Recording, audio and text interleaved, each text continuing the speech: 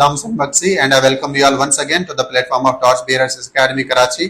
आज हमारे साथ एक एक्सेप्शनली वंडरफुल स्टूडेंट हैं मिस अदीना जाहिद, जिन्होंने स्पेशल सीसीस का एग्जाम पास कर लिया है और इनकी एलोकेशन भी हो चुकी है। बेसिकली इन्होंने ग्रेजुएशन जो की है वो एनईडी यूनिवर्सिटी से की है। तो आइए इनसे पूछते हैं कि एग्जाम पास होने के बाद कैसा फील हो रहा है। Sir, first and foremost, thank you so much for inviting me today. Exam pass होने के बाद I am extremely grateful to Allah कि मुझे उसने इस पोस्ट को सर्व करने के लिए, पाकिस्तान को सर्व करने के लिए चूज़ किया।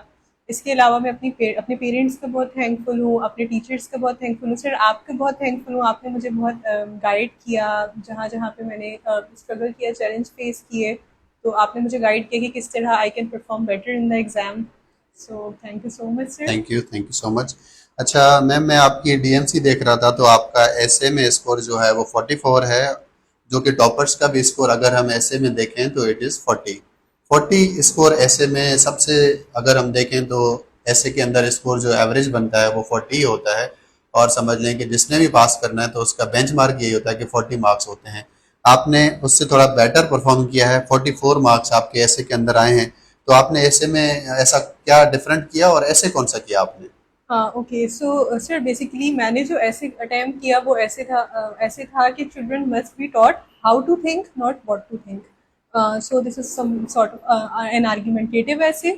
इसके अलावा अगर मैं ऐसे की बात करूँ तो ऐसे इज़ ऑल अबाउट प्रैक्टिस। सिर्फ रीडिंग नहीं होती, ऐसे में आपको आर्ग्यूमेंट्स किस तरह देने हैं, किस तरह क्लैरिटी मेंटेन रखनी है, आपका सेंटेंस स्ट्रक्चर सही हो, आपके सेंटेंसेस में ग्रामेटिकल एरर्स ना हो। सो ये सब चीज़ें करने के लिए आई बिलीव के written practice and time management is what that matters the most. So मैंने इस पे फोकस किया था एंड अल्हम्दुलिल्लाह बिल्कुल ठीक है स्कोर जी। वेल। आपने अगर एग्जाम पास करना है तो असेसमेंट और इवेल्यूशन तो इंटीग्रल पार्ट है और आपको लिखना पड़ेगा। इसी तरह आपने प्रेसिंग कंपोजिशन में भी बहुत अच्छा स्कोर किया है। हालांकि स्पेशल सीएसएस को अगर हम देखें और मार्कशीट्स को हम एनालाइज करें तो सबसे ज़्यादा फेलिंग रेशो प्रेसिंग कंपोजिशन में रहा। ऐसी बहुत सारी डीएमसीज थी जिनमें रिटन स्कोर स्टूडेंट्स का 650 है, 670 है, लेकिन प्रेसी 39 38 मार्क्स पे फेल हो गया है। और आपका स्कोर प्रेसी के अंदर है 62। तो आपने इस पेपर में भी बहुत अच्छा परफॉर्म किया, तो इसमें आपने ऐसा क्या किया? सर, बेसिकली सबसे पहले तो एक एस्पेक्ट है जो प्रेसी के पेपर का जो स्टूडेंट्स एट टाइम्स ओवरलुक कर देते हैं, वो है इसके 20 मार्क्स के एमसीक्यूज का पोर्शन। सो आप प्रेसी रिटर्न जो कि 20 मार्क्स का क्वेश्चन है, वो सारा आप फोकस इस पे करके आप एमसीक्यूज को ओवरलुक कर दो, ये एक चीज़ होती है जो कि डेट्रीमेंटल प्रूफ होती है। सेकेंडली, सिर्फ प्रेसी का क्वेश्चन नहीं होता, इसके अलावा आपका कंपोजिशन का पैसेज हो गया, आपकी ट्रांसलेशन हो गई, सेंटेंस करेक्शन, ईडियम्स, ये सारी चीज़ें वो होती हैं जो कि आपको मार्क्स दिलवाती हैं। सो मैंने not only focused on precis, but I also focused on those questions. तो उनकी जितनी प्रैक्टिस करी, सो वो चीज़ मेरे लिए फ्रूटफुल प्रूव हुई ड्यूरिंग द एग्जाम। अच्छा, आप थोड़ा सा बताएं कि आपकी हॉबीज क्या हैं, फ्री टाइम में आप क्या करती हैं?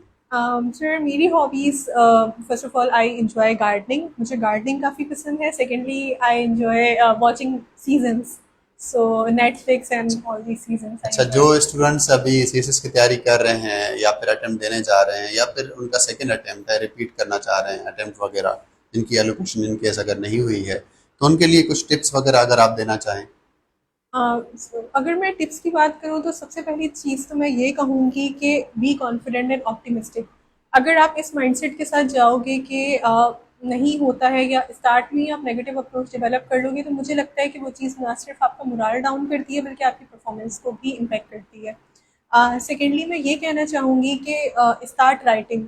अनफॉर्चुनेटली ये होता है कि स्टूडेंट्स बहुत फोकस कर रहे होते हैं रीडिंग पे, रीडिंग मटेरियल गैदर कर रहे हैं, रीड कर रहे हैं, बट वो राइटिंग पे इतना फोकस नहीं कर रहे होते हैं। या अगर वो राइटिंग पे फोकस कर रहे हैं तो वो टाइम मैनेजमेंट पे फोकस नहीं कर रहे, तो इवेंचुअली फिर वो चीज़ in the long run fruitful नहीं रहती। सो आप इस पे फोकस करें। इसके अलावा एक और चीज़ है कि आप इवेलुएशन करवाएं। स्पेशली ऐसे एंड प्रेसी आर द थिंग्स जो कि अगर आप इवेलुएट ना कराएं, आप जितने भी ऐसे लिख लें, अगर आपने सही नहीं लिखा है तो वो चीज़ काफ़ी आपको इम्पैक्ट करती है और वो फेलियर का एक मेजर रीज़न है। और उसके अलावा बस ये है कि दुआओं फोकस रखें, बिलीव रखें अपने ऊपर, अल्लाह पे, eventually things fall in place. बिल्कुल दिस ठीक इज है। What I thank you so feel. Much miss Adina, thank you.